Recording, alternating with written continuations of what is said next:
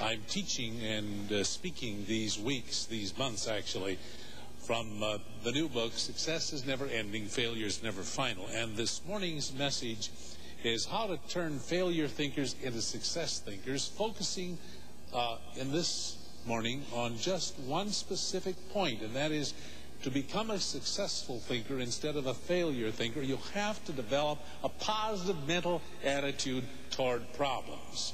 So I want to give you now, free, 10 points on how to have a positive attitude toward problems, and oh, wow, does that make all the difference in the world.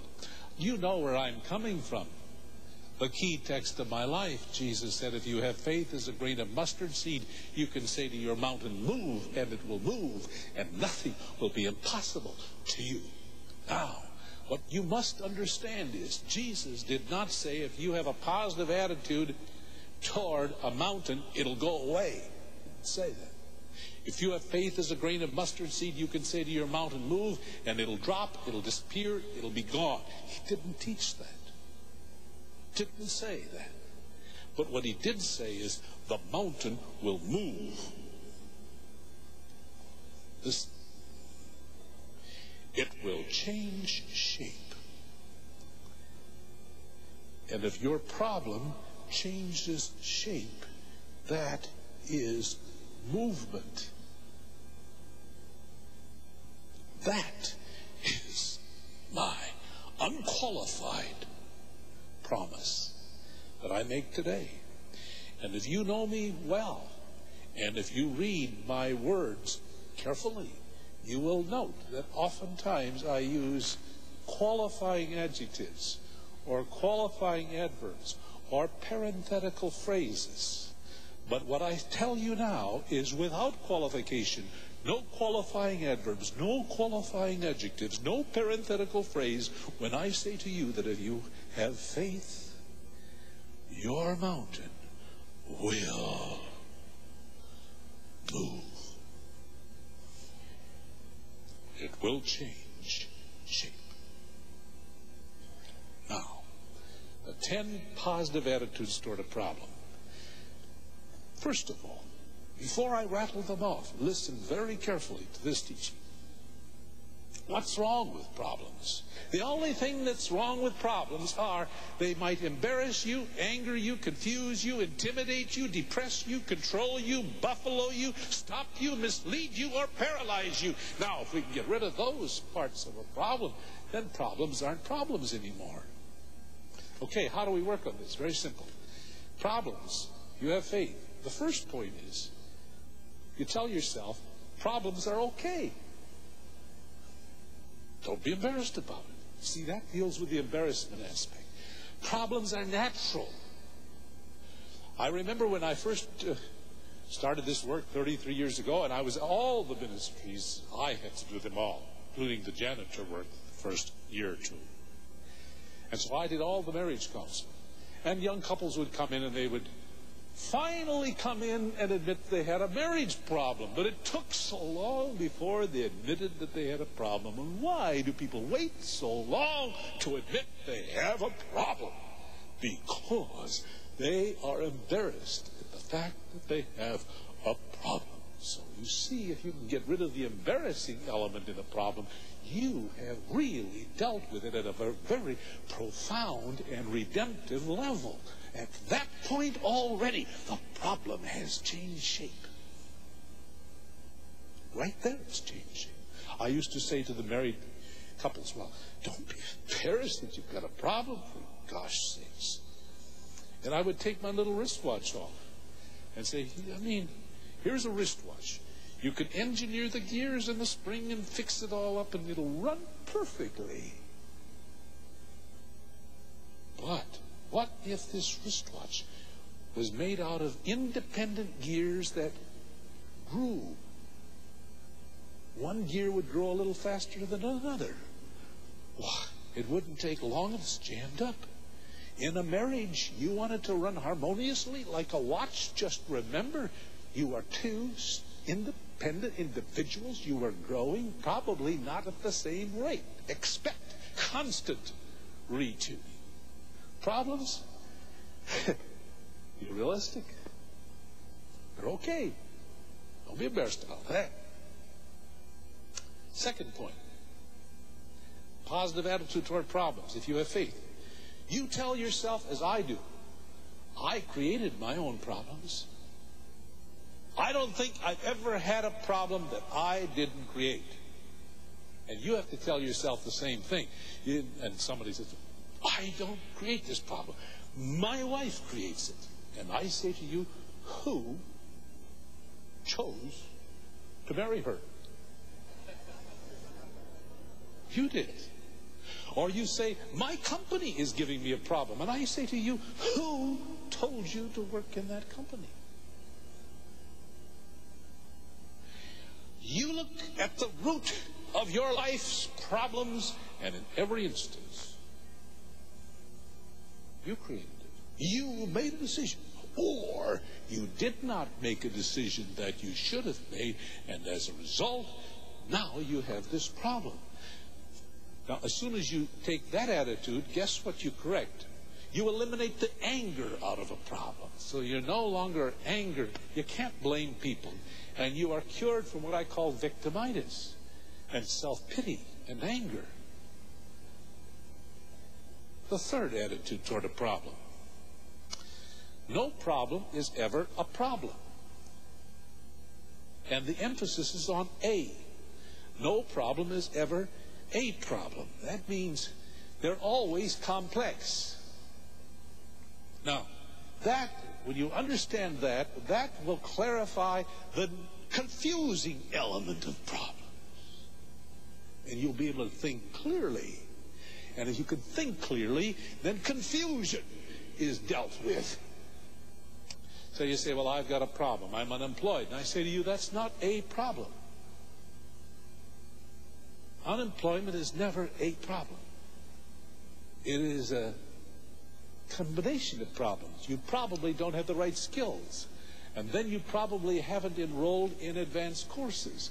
Or you probably don't have the financial connections to take the courses. So it may be financially. There are several aspects of it. You divide it up and you deal with each one individually. Confusion is replaced by clarity. And guess what? Your problem is no longer shaped the way it was when you started out. Number 4, every problem has its match somewhere. There's a miracle to match every mountain. There is a solution that is matched for the problem. Your problem is, how do you find it? Now, as soon as you realize that this problem is not bigger than anything else in the world, it will no longer intimidate you. Then, when you correct the intimidation, then you begin to think of possibilities of who could help me with this problem? Where could I find a solution to this? Who could possibly give me guidance and direction? And you're on your way. Principle number 5. Every problem is pregnant with a possibility. Now, as soon as you affirm that, you have eliminated the depressing power of a problem. Remember, I said, what's wrong with problems? They embarrass you. You get rid of that when you say, that's okay. Problems anger you. You get rid of that when you say, oh, I really am to blame for this myself. Problems confuse you. You get rid of that when you say, it's not a problem. Several elements. Problems intimidate you. You get rid of that when you say, well, I'll find a match for it somewhere. Problems depress you. You get rid of that when you say, oh, but I'm going to benefit from this. I'm going to grow from it. I shall be a bigger person because of it. Oh, years ago,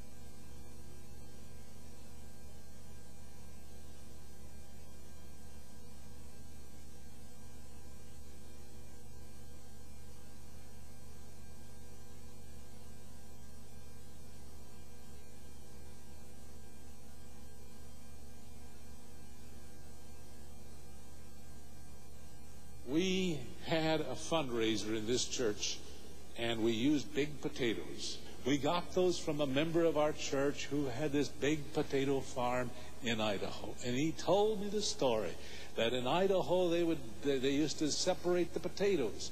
And the farmers would take the big ones and the mediums and the littles. Because if they graded their potatoes, they got top premium price for it at the cooperative market.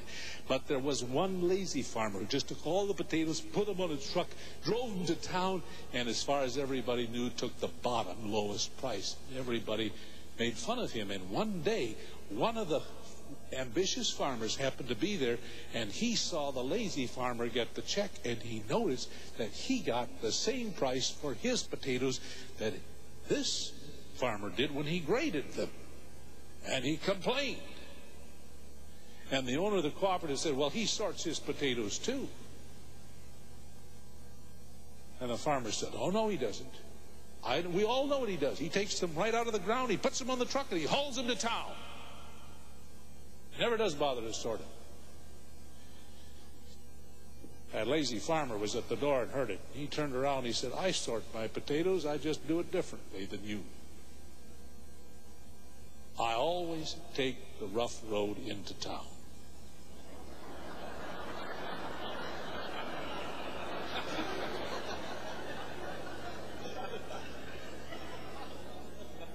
And big potatoes always rise to the top on a rough road. Sure enough, the little potatoes were all at the bottom. The middle size were in the middle. The big ones were at the top. And his trick was how he unloaded his truck. Big potatoes rise to the top on a rough road. When you go through rough times, if your heart is right, guess what? You rise to the top. You will be a big potato. It's like Raisin Bran. How many of you eat Raisin Bran? I said this to somebody the other day. My complaint of Raisin Bran is you get a box of Raisin Bran and there's no raisins. Well, I have discovered how to get the raisins, and I think you do too. You shake the box. If you shake the box, the raisins rise to the top. You don't believe me? That's your problem. I told this to a group of 30 ministers only 2 weeks ago, and a minister stood up and said, that's not true. The raisins are heavier. They fall down at the bottom. By the time he got done, he had disillusioned me. I thought, no, he's wrong. I'm right. But I must tell you, he made me concerned enough. I went right out, bought a new box of Raisin Bran, took it home, shook it, pulled the thing out of the cardboard, and looked, and sure enough, the raisins at the top, none at the bottom. Every problem holds the possibility. You bet it does. Number 6, every problem is perceived as either solvable, manageable, or exploitable. Now, as soon as you have this attitude, then you realize you can control the problem, and the problem does not control you. And as soon as you have that change of perception, wow, has your problem changed shape in your head. And if we can change the shape of the problem in your head, we've changed the shape. We have moved the mountain. Number 7, no problem is totally impossible. Now, you see, when problems come, they tend to buffalo us. We have to stop. Wait a minute. It's not totally impossible. There is some part of this problem that I can deal with, and I'm going to find out what part of it I can deal with, and I'll deal with that positively. And as soon as I deal with a chunk of the problem, I've taken a piece of the mountain off, and the mountain has changed shape. Number 8, every problem is temporary. I said to someone who was threatening suicide, this is not long ago, And I said, well, I think it's a dumb thing to do. They said, you wouldn't think it if you were in my spot. I said, I'd still think it's a dumb thing, because suicide is a permanent solution to a temporary problem. That's dumb. Problems are temporary. Okay? That eliminates the stopping power of a problem. You know, they tend to stop us, and you know what we tend to think? We tend to think, now is forever. Now is never forever. Number 9, problems are distortions. As soon as we say this, then we keep them from misleading us, misdirecting us, and we don't put them in control of our life and tell them what we should do, where we should go, etc. Remember, the 9th negative element of a problem is it misleads us because it gives us distortions. You see, every problem has some distortion in it. Number 10, problems aren't problems after all. They're only decisions waiting to be made. So, then you deal with the paralyzing element of a problem. And I have to tell you that if I face my problem deep enough and long enough and carefully enough, I finally come to the bottom line, and I don't have a problem at all. I just have a decision to make. Do you believe me? It's true. I've lived by it. Take a look around you. If you have faith as a grain of mustard seed, you can say to your problem, move, and it'll move, and nothing will be impossible to you. Jesus Christ, thank you for that moment when we made the biggest decision which eliminated our biggest problem. When we simply decided to become believers and follow Christ. Thank you, Lord. If there's someone here who hasn't made that decision, may they make it now. It's amazing how their life will change. Hallelujah. Amen.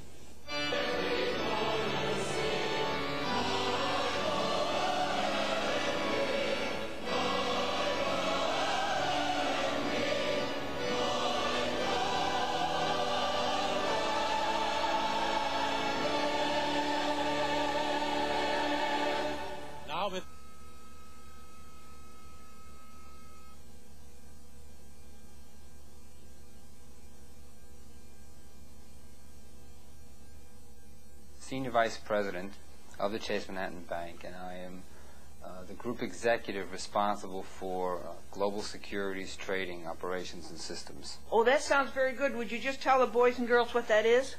Okay. Basically, I run all of the operations and the systems that support securities trading activity, both here in New York and overseas. Could you give us a specific example of that? Of some securities trading, just one transaction, for instance? Okay. For example, the area that I support trades U.S. government securities. Oh, overseas? Overseas, in Japan, in London, oh, how interesting. Puerto Rico, as well as here in New York. Yeah, like T-bills, like Treasury bills? Exactly, yeah. Exactly. Oh, that's interesting. And you were born where, Edward? I was born in Queens, in Astoria, Queens. Yeah, oh, that... With a lot of the people. I think the exchange you have with a number of the people that are in the securities industry or in the banking industry, as well as the systems community, I find just working with them extremely interesting. You do? You find that, huh? Yes, and then, and as I'd mentioned, the global markets develop, finding that a lot of this travel overseas has been quite exciting. Yeah.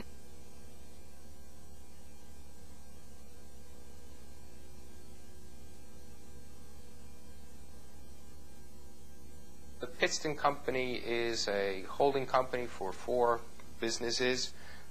One of the businesses is coal, both open mine and deep mine coal. Another is the Brinks Armored Car Company. Oh, sure, we all heard of that. With Brinks. Another is the Burlington Air Express Company Burlington Air Express, for delivery of air freight. And the last is Brinks Home Security, which is home security systems, home alarms. Yeah. Also, now what does the tax council do? The tax council is responsible for tax planning for the corporation and all of the business subsidiaries. Tax planning? Tax planning, and to the extent it exists, tax adversarial work, where you might deal with federal and state agents in connection with audits. Oh. Well, you have to work very hard in school because good grades are very important. You have to do well in high school so you can get into a good college, do very well in college so that you can get into a good law school. This should allow you to get a good job. Of course, you do want to take tax courses when you're in law school. You can take the tax master's degree, as I did after law school, do well in that, and do well while you're practicing.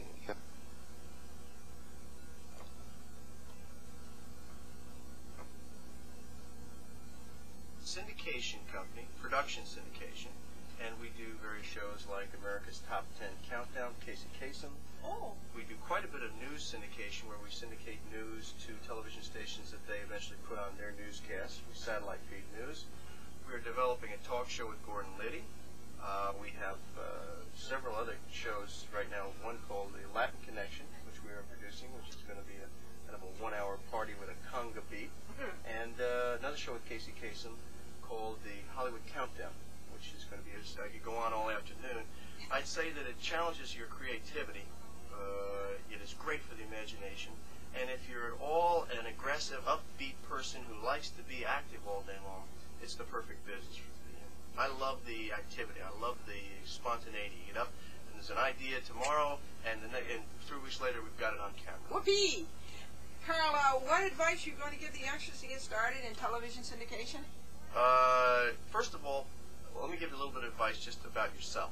All right, think about what you like to do in life.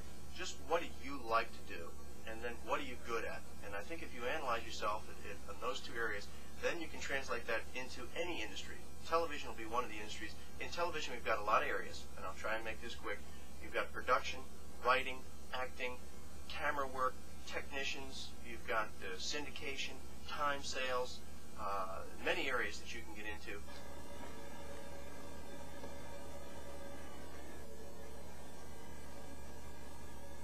Boys and girls, would you please? Now that one is what? Video Fashion? Monthly, right. This is the current issue. And here's one of the earlier issues. Now, Nick, these are sold in video stores, are they? That's correct. Uh-huh. And by subscription, just like a magazine. Oh, really? Mm-hmm. Oh, that's lovely. What Right. a wonderful idea. How did, first of all, you could go to a video store and buy Video Fashion Monthly. That's right. And Just the way you'd buy a fashion magazine. Yeah. And you take it home and play it on your... I think that's terrific. What a great idea. Now, tell us what's in the videotapes usually. Well, think of this as a Vogue or a Harper's Bazaar, Yeah. an Elle magazine, except not being on print, it's on a videotape. And all in color? Absolutely, and you can see the front of the dress and you can see the back of the dress Oh, that's as terrific. they spin. Terrific. MIT, then PhD at the University of Chicago. You got a PhD? And you're Dr. Nicholas Cherney. That's right. Did you really? What did you get your PhD? That stands Well, for Piled Higher and Deeper. That certainly does. And MS is more. Anyway. What did you get it in? In psychology, and then I started Psychology Today magazine. So You I'm did? I'm a print publisher who has gone into video publishing. Oh, today, Nicholas. Well, for one thing, video is quite an inexpensive medium, just the way computers have dropped, and you go off to college now, like as like not, you'll have a computer. Well, like as like not, you'll also have a VCR. They're only $200 or $300, and you can get very nice little camcorders that allow you to do very professional work, and they cost anywhere between $500 and $1,500, depending on how good a quality you want. But it's you can go around and tape weddings and bar mitzvahs and special occasions, and if you have an eye, you can put together your own movie. There's really no limit to what you can do in video, and it doesn't have to cost a great deal of money.